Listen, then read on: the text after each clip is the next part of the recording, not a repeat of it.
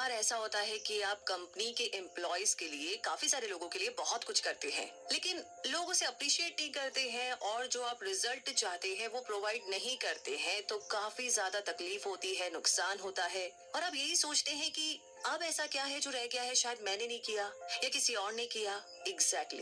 किसी और ने क्या किया जो आपने मिस कर दिया, यही आप जानने वाले हैं आज। तो आइए जानते हैं summary of work rules, insights from Google that will transform how you live and lead, जिसे लिखा है लाजलो बॉक ने। और इस समरी की अगर बात करें तो जब किसी कंपनी की पीपल प्रैक्टिस और पॉलिसी ऐसे होते हैं जो बहुत ही बढ़िया ढंग से काम करता हो, तो वैसे बिजनेस को काफी फायदे मिलते हैं। उनमें से एक फायदा ये है कि यहाँ पर काम करने वाले काफी लोग कंपनी के लिए कमिटेड रहते हैं। ऐसे कमिटेड लोग कंपनी को आगे बढ़ाने और उनके टारगेट को पूरा करने में अपना बहुत कंट्रीब्यूशन देते हैं। तो इन अच्छी पीपल प्रैक्टिस वाली कंपनीज में गूगल कंपनी का नाम भी आता है। अगर आप एक स्टार्टअप के फाउंडर है या फिर कोई बिजनेसमैन है, तो आप सीख सकते हैं कि गूगल किस अनोखे ढंग से अपने एम्प्लॉयज को हैंडल करता है। इस समरी से आप जान सकते हैं कि गूगल की शुरुआत बहुत ही साधारण सी थी। आपको ये भी पता चलेगा कि पूरी दुनिया के लोग गूगल को कैसे जानते हैं। गूगल अपने अनोखे वर्क कल्चर और अपने एम्प्लॉयज का ख्याल रखने में बहुत आगे है।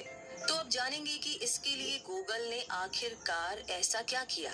अगर आप इस बुक में लिखे प्रिंसिपल्स को अपने बिजनेस के लिए चुनते हैं, तो आपके एम्प्लॉयज और उनके काम में आपको काफी अच्छा असर देखने को मिलेगा। तो आज इस समरी को पढ़िए और सुनिए और अपने एम्प्लॉयज पर ध्यान देना शुरू कीजिए और अपनी कंपनी के पीपल प्रैक्टिस को भी गूगल की तरह बेहतरीन बनाइए।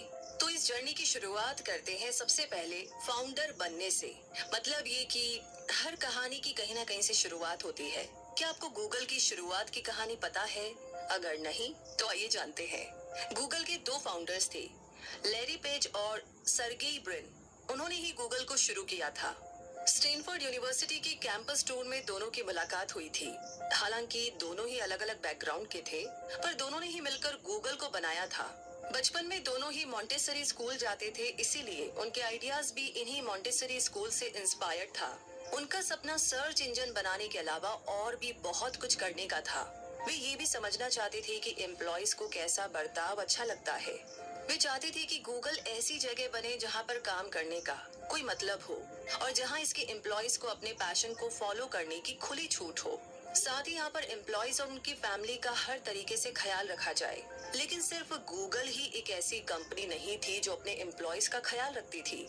फोर्ड एंड हर्शीज कंपनी में भी अच्छे पीपल प्रैक्टिस की जाती थी, जिससे उसके एम्प्लॉयज खुश रहते थे।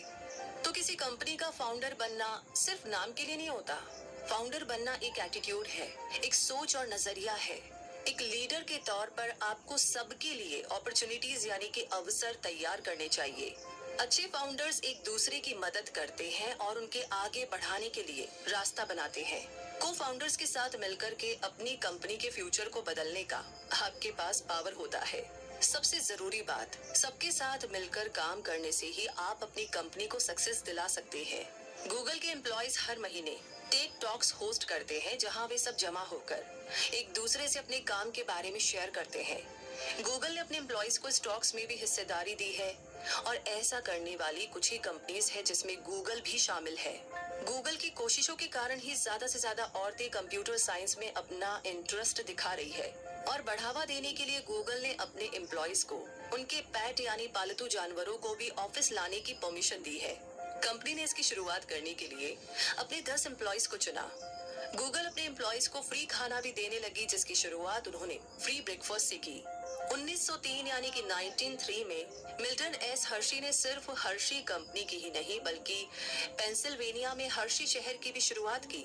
उन दिनों अमेरिका में 2500 शहर ऐसे थे जो कंपनीज के थे, जिनमें एक बार में सिर्फ 3% जनता ही रहती थी। लेकिन मिल्टन एस हर्शी इन कंपनी शहरों से बिल्कुल अलग शहर बसाना चाहते थे, जहां सड़कों के दोनों तरफ पेड़ लगे हो, सिंगल या दो फैमिली के एक साथ रहने के लिए ईंट के मकान बने हो, जिनके बहुत खूबसूरत लॉन हो।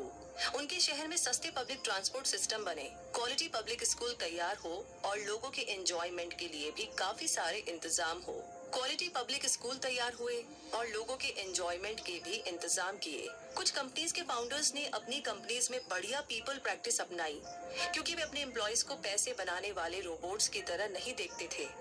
अपने एम्प्लॉयज को वैल्यू देने में ही उन्हें अपनी कंपनी का फायदा दिखा। एक कंपनी को सक्सेस दिलाने के लिए उसके फाउंडर्स को अपने एम्प्लॉयज को फलने फूलने और पनपने का मौका देना चाहिए। साथ ही उनकी जरूरतों का भी ख्याल रखना चाहिए।